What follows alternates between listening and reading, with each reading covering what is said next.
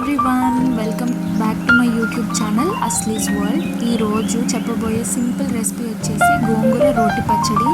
చాలా చాలా చాలా ఈజీ, బిగినర్స్ కూడా ఈజీగా చేసుకోవచ్చు. టైం కూడా తక్కువే తీసుకుంటుంది. ఫస్ట్ ఆయిల్ తీసుకొని హీట్ చేసుకోండి. దానిలో ఆనియన్స్ ఇట్లా హాఫ్ మూన్ షేప్లో తరిగి అవి వేసుకోవాలి.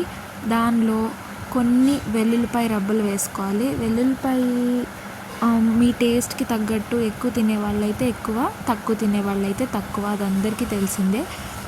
ఒక 5 to 6 minutes కొంచెం సాటే చేసుకోవాలి. అంటే కలర్ చేంజ్ అయ్యే వరకు, కొంచెం పింకిష్ గోల్డెన్ కలర్ వస్తుంది కదా, అప్పటి వరకు చేసుకోండి. ఫ్రై చేసుకొని దానిలోనే ఇవి కొంచెం కలర్ చేంజ్ అయ్యే వరకు వెయిట్ చేయాలన్నమాట.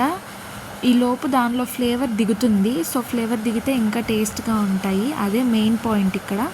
సో దాని తర్వాత కొన్ని జీలకర్ర, కొన్ని ధనియాలు. ఇవి చాలా హెల్త్కి మంచిది. వేడి కూడా ఏం చెయ్యవు.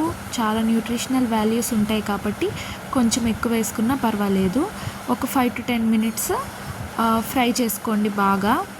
సో అవన్నీ బాగా ఫ్రై అయ్యి దానిలో ఉన్న ఎసెన్స్ దిగాలన్నమాట. సో అప్పుడే ఇంకా బాగా టేస్ట్ వస్తుంది.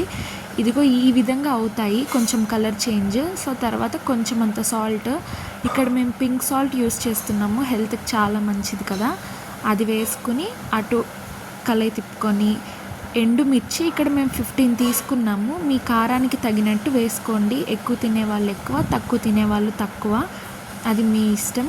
ఇవన్నీ వేసుకొని ఆయిల్లో సాల్ట్ అన్నిటికీ పట్టేలాగా బాగా మిక్స్ చేసుకోండి. ఇది మిక్స్ చేసుకొని స్టవ్ ఆఫ్ చేసి ఒక పక్కన పెట్టుకోండి దాన్ని.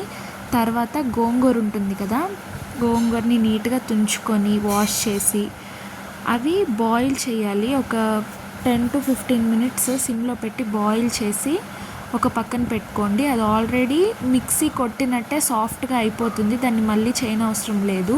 మొత్తం అన్నీ కలిపి చేసినప్పుడు మిక్స్ చేయాలి. సో అలా పక్కన పెట్టుకున్న దాన్ని ఇందాక డ్రై ఇంగ్రీడియంట్స్ అన్నీ ఫ్రై చేసుకున్నవి మిక్సీ పట్టుకోవాలి కచ్చాబచ్చాగా. ఈ విధంగా వస్తుంది. దీనిలో మనం ఉడకబెట్టుకున్న గోంగూర మిశ్రమం ఉంటుంది కదా, అది వేసుకోవాలి. వేసుకొని ఇంకొకసారి మిక్సీ పట్టుకోవాలి. అలా అయితే ఫైన్ పేస్ట్ లాగా, అంటే కొంచెం కచ్చబచ్చగానే ఉంటుంది. రోటి పచ్చడి అలా ఉంటేనే బాగుంటుంది. ఇక్కడ రెయినీ వెదర్, సో ఇది చేసుకుంటున్నాం ఈరోజు. మా అందరికీ చాలా ఇష్టం అనమాట. ఇందాక పేస్ట్ చేసుకున్న దాన్ని పక్కన పెట్టుకొని దానిలో పోపుకి ఆయిల్ తీసుకొని కొన్ని జీలకర్ర వేసుకోవాలి. జీలకర్ర ఇంకా ఎక్కువ వేసుకుంటే మన హెల్త్కే మంచిది. పచ్చడిలోకి కూడా బాగుంటాయి అన్నమాట ఫ్లేవర్.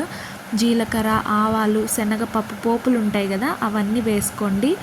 వేసుకొని కొన్ని మళ్ళీ ఉల్లిపాయలు సన్నగా తరుక్కొని, ఒక హాఫ్ ఆనియన్ అయితే సరిపోతుంది, హాఫ్ ఆనియన్ వేసుకొని వెల్లుల్లిపాయలు, కరివేపాకు, ఎండుమిర్చి మీ టేస్ట్కి తగినట్టు అడ్జస్ట్ చేసుకోండి.